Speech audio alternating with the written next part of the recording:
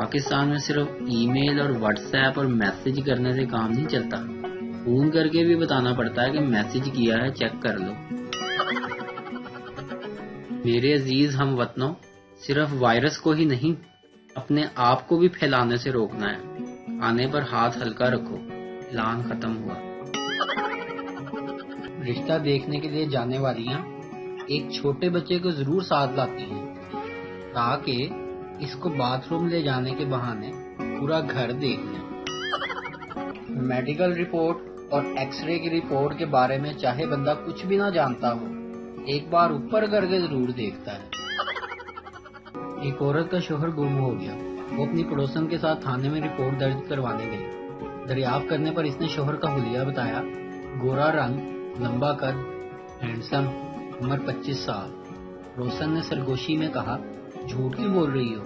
ہمارا شوہر تو چھوٹے قد کا، موٹا اور کالا ہے، اس کی عمر بھی 40 سال ہے۔ عورت بولی، جو ہو گیا سو ہو گیا، کم از کم اب جو ملے گا وہ تو اچھا ہوگا۔ ماسٹر پینٹ 10 سال تک چلے نہ چلے، پر ان کی بالٹی نہانے کے لیے اور کپڑے دھونے کے لیے 10 سال ضرور چل جاتی ہے۔ وہ آپ لوگوں سے پوچھنا یہ تھا کہ کیا بیوی گھر کے کام کاج میں میاں کا ہاتھ بٹا سکتی ہے؟ لڑکا، اپنا دوپٹہ اٹھا لو، زمین میں گھسا جا رہا ہے۔ لڑکی، دوپٹہ بھی اپنا فرض نبھا رہا ہے کہ کوئی چوم نہ لے میرے قدموں کی مٹی کو، اس لیے نشانات مٹا رہا ہے۔ لڑکا، وہ بادشاہ سلامت کی اولاد آگے گوبر ہے۔